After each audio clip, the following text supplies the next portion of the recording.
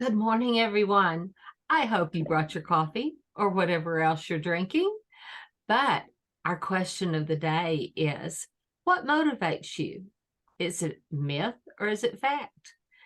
Today, we're going to talk about money.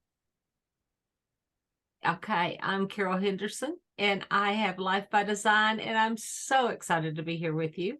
And I'm here with my wonderful co-host, Miss Barbara Ellison. Good morning, everyone. Welcome to Motivation Monday. And you know what? Money. Okay, let's recap the last two shows.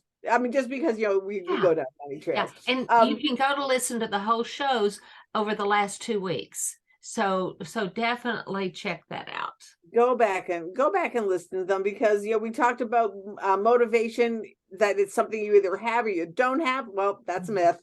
The second one was that the second myth that we talked about was that fear and punishment is a great way to motivate people. Yeah, that's a myth. Yeah, it's just not the way to do it. And then the third one is that, and now I've just gone blank. Well, we did myth 1 and myth 2 the first week, and we did myth 3 the second week. So do I need to look it up? You know what?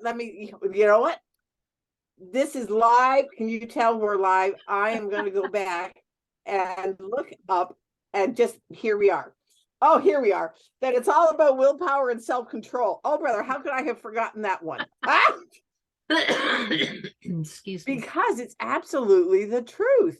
We think that we're in control of it, and we're not. I mean, there is outside forces that are part of it.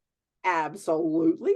However, it's not just about willpower and all of that kind of stuff. They're factors, but motivation can be influenced by social support and our emotions. And last week, now I just totally remember that we talked about clutter. Yes. If you have a cluttered environment, and that is absolutely so true. And so one of the things that we're going to talk about today is that the myth number 4 that we were going to talk about is that it's the same that motivation is the same for everyone. But you brought up clutter and you brought up emotions. I want to remind everybody, we are a triune being. That means we have 3 parts. We're spirit, we're soul, and we're body. And your soul is what communicates between your body and your spirit, because your body is only good here on the earth. Your spirit and your soul are forever. But your soul is your mind, will, and emotions, and it tries to rule. The spirit is supposed to rule, but the soul tries to rule. And that's why you hear the term drama queen, and that term wasn't around when we were growing up. But drama queen, that is true. They are totally ruled by their spirit, or people that are extremely in fear. Or the bridezillas that you deal with. Yeah. The what? The bridezillas. Yeah. Yes. Bridezillas. And, and there's fear. Fear. Do you know what fear stands for? It's false evidence appearing real. Fear. That somebody that I had a friend, I've got a bunny trail here. I had a friend, she was actually the bridesmaid at Keith's and my wedding, the maid of honor. And she was afraid of moths. Definitely afraid of moths. Of a moth. Yeah, okay. Can you think of anything more harmless than a moth? Than a moth. Yeah. It's like being afraid of a butterfly. But just would totally freak out over a moth. And she raised her children. They are all that way also. Right.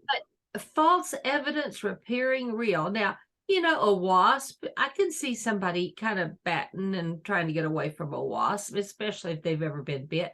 Oh, yeah. Ever been hurt by a moth? I don't. Yes, exactly. So false evidence appearing real. And that comes under the heading of it's important to understand, though, that we all, and we might think it's ridiculous. However, everybody, I wonder where that fear, exactly, where did it start? You don't just wake up one day and say, oh, I'm afraid, like, here, this is here's tripod. Hi, tripod. That, just that you wake up and you're afraid of cats. You've learned it somewhere. Well, and a cat can scratch you, a dog can bite you, Right, but a moth. exactly. And that had to be learned. And I don't know if our parents were afraid of them, or we're having moths here right now in the Panhandle of Texas, and so far they've gotten pretty bad, and my bug light died last year. So I usually have 2 or 3 bug lights out, because some years we have what they call mesquite moths. And there have been a few years here that, I mean, you would wake up in the morning and moths everywhere in your house. And stuff, even a little power light, a little red one or a little blue power light would draw them in, to the point people were doing things like fill your sink with soapy water and get the bubbles, and they'll be drawn to that, put a light over, I mean, crazy ways. It got that bad 5-6 years ago. It was like that. So things like that I understand. But we did start the show with money. The fear of money. And it's not, or the fear of loss of money. Or the fear of loss. Exactly. The fear of loss of money. And so right now, so many things are going on in this country. In the world, that are like, oh, wow, I wonder what's going to happen. And Carol and I, we were just chit-chatting before we started recording about, it's like all the things that we're hearing and doing and hearing and people are doing. But it's all in what is your motivation of money? And there are the different money types. There are the people that are the hoarders. That's fear. They're the savers. That, yes, you must save. Absolutely. And then there are the spenders that are like, I'm going to spend no matter what. Yeah. Burns a hole in their pocket. It burns a hole in their pocket. So what type of money person are you? And so the myth is that, that motivation is the same for everyone. Yeah, no, it's not. And that's kind of what brought us to this subject. All right, tripod. Well, on that thing, how many people have been brought up in church, whatever, or brought up by their parents, being told that money is the root of all evil? Exactly. How many of you think that is a true statement, that that's what the Bible says? It doesn't. It doesn't. It says the love of money is the root of all evil. And it's people that are greedy and are doing harm, like in our country now, doing harm to children to make money, doing harm to people to make money. And it's coming down around our ears, all these people that we're hearing about, they knew that was bad and they did it anyway. Right. And they did it for the money. They did it for money. Okay. Yeah. So the thing is the fear of not enough money can turn into the love of money. And it's like just another step down that mountain or that valley of bad stuff. Where we talk about spiraling down. Yeah. And however, when you give, when you are a giver, when you are a tither, that keeps that love of money at bay, because it's something, we're all born into this world. Okay. And so we work to stay where we're supposed to be.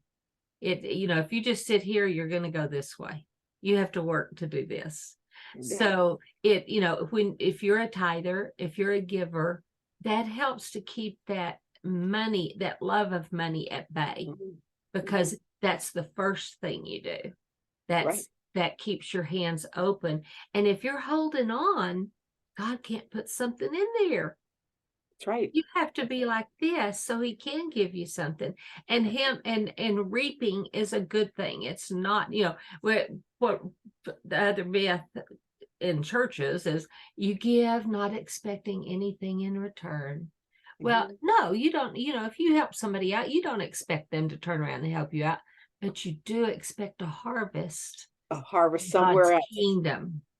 Yeah. Somewhere else. Like you Yes. might not be, with me, one of the things that is for me, one of the things that I say regularly to myself and to others is I choose to be a person of generosity. I choose that. Mhm. That is a choice. It is a choice. I choose to be a person of generosity. But that doesn't necessarily only mean money. Mm-mm. That's of your time and of your talent. Yeah. And the things that are around you. Like one of the things that I'm working on right now is a couple of projects that I'm doing to help other people. Okay. Yeah, right now I'm not getting paid for them. Right. Absolutely not. However, I know that further out, there will come a time where, oh, gee, Barb, thanks so much for doing this. And Because it may they're come from going to a be total different from a total source. different area. Exactly. Yeah. Not necessarily from the person that you're giving it to, because it's all the kingdom. It's all kingdom. Yes. Yeah, because your gifts and talents were given to you before birth. Now, Yeah. so many of us have squished due to various Or had them squished. Well, yeah, Had I was them gonna say squished. had them squished, just like Barbara is a little bit more flamboyant than her family. Okay. Yeah. Flamboyant, A not in a little. bad, well, but flamboyant has come to mean that you would wear clothes not for your gender. Let's put it that way. Yeah. But she's in her family, they were all structured and rigid and corporate way of dressing and looking, and women didn't wear red lipstick, they didn't wear spiky hair, they didn't, all those don'ts. But that it was like that was this square hole, and they were trying to pound her round peg into that hole, and it doesn't work. And so that's when it gets squished, when your gifts and talents are squished. But it says raise a child in the way they should go. The way they should go. Yeah. And when they're old, they won't depart from it. Now, a lot of things, that could be even, and I noticed it with our boys, that, we raised them properly. They had a little bit of time that, well, Jordan, it was like, I don't like this. This is restrictive, And one day I had a mom in my office when I had the modeling agency, and her son was, acting up and stuff. And he was 16, 17. And she had kind of empowered that, but he was acting up, and, she was just bemoaning it. And Jordan happened to be up there in one of the back rooms. And I said, Jordan, come here. I said, tell her that this is going to be okay. He'll be 21 soon, and he will realize stuff and everything. He said, oh yeah, I thought my parents were crazy when I was 17, 18. But, of course, he had turned 21, 22, and he realized that what we had said was sound advice, and that it was the proper way. But, it's like, and he wasn't old yet, thank God. But I didn't have to wait till he was 60. But not that he's there. I mean, I didn't birth him before my birth. So that's something we have to remember. You do what you do, and if you do scriptural things and you walk that line as best you can only play the cards you're given. Right, exactly. Only play the cards you're given. And so that's something that we look at other families and think, oh, well, they this, well, they that.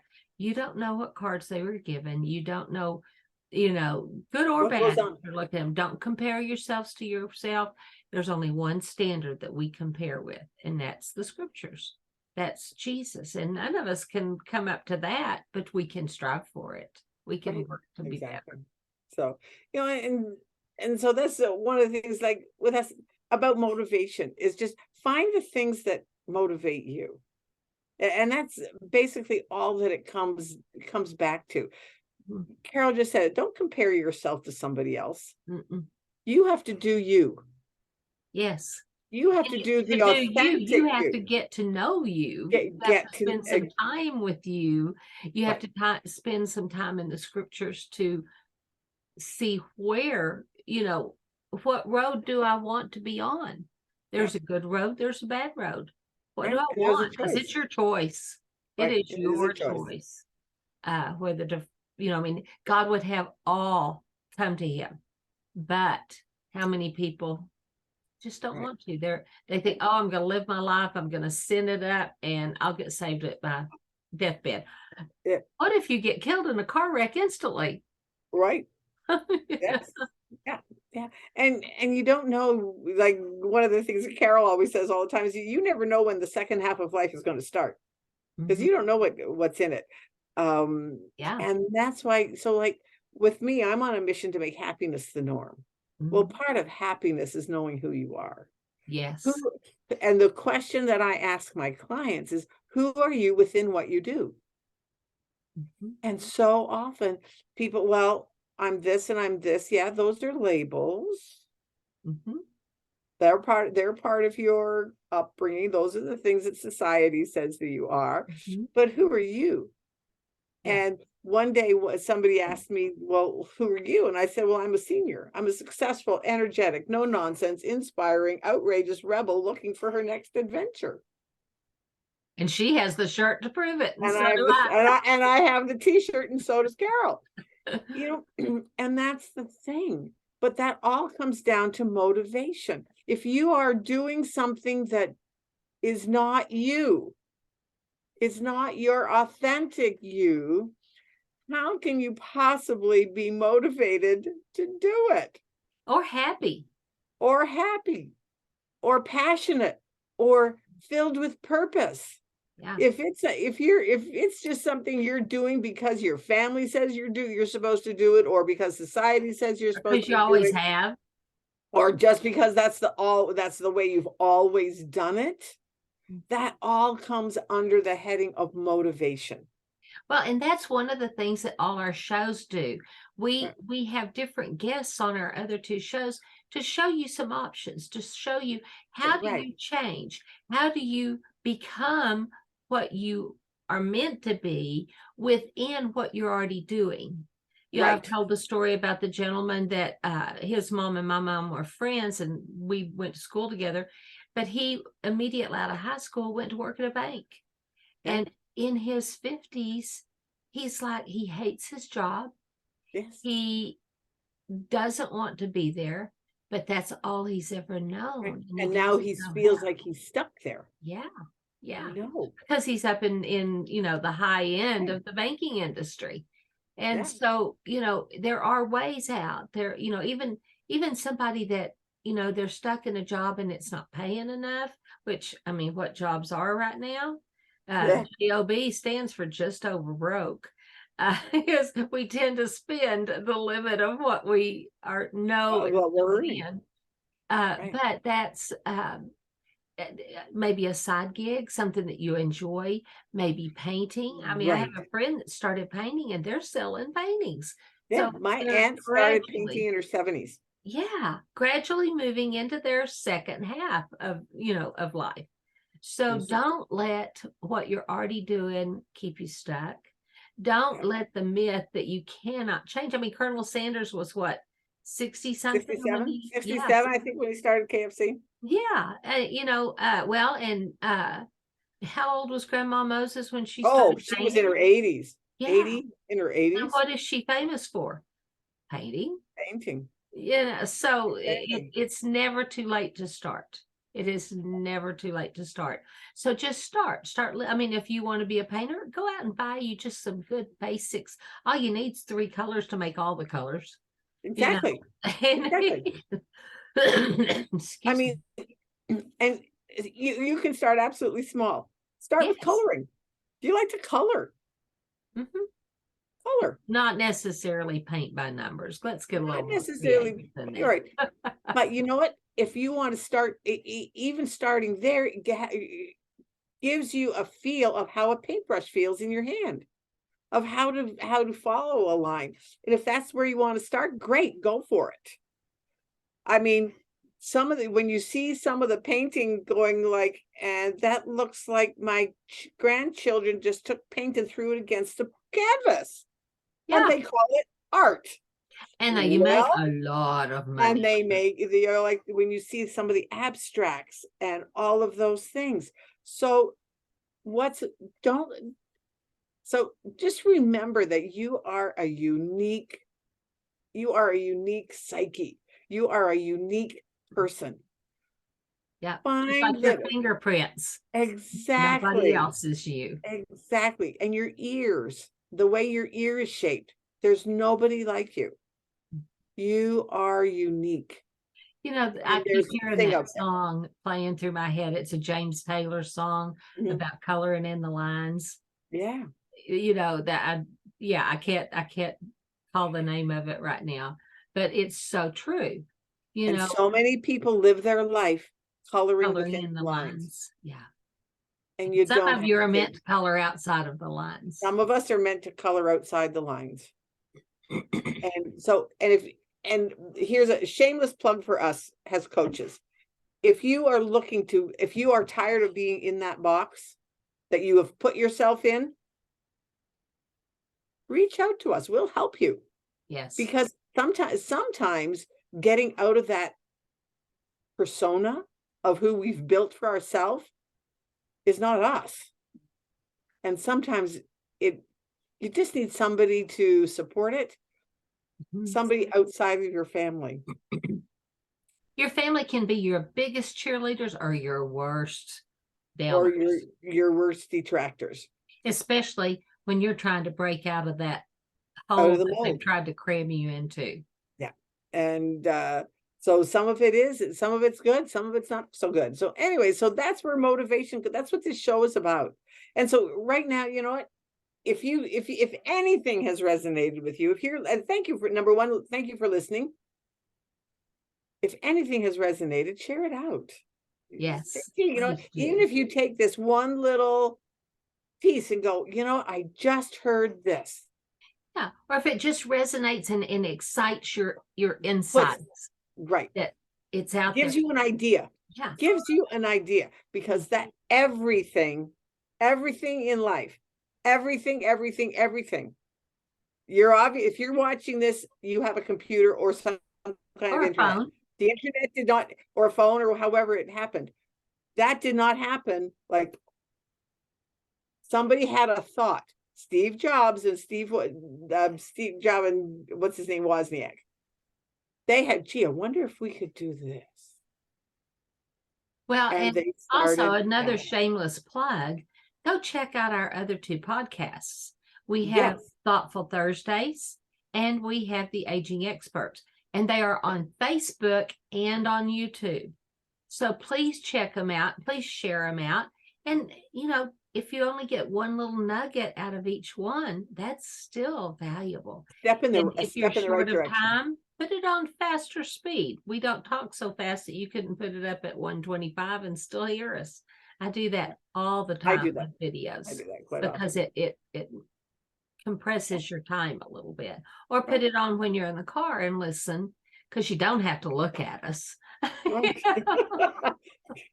Exactly. So anyways, you know what? Just have a great day. Have a wonderful week, and know that today is the first day of the rest of your life. Yes. And if your life is not where you want it to be right at this moment, you have a choice. Let's change it. And it starts with one thought. Yes. I want to change. Choice. And one choice. And the thing is that one choice, one thought can lead to the next thought and the next thought and the next thought. And all of a sudden you are this motivation queen or king. Yes. That is going through life and enjoying it and bringing other people along for your ride. Yes. So with that, we put comments in the comment box. Please like, share, subscribe if you're on YouTube. Ring the bell, please. We just started our YouTube channel and we're wanting to get it built up. So this is our Motivation Mondays, and I have a wonderful week. Bye. Have a good one. See you next time.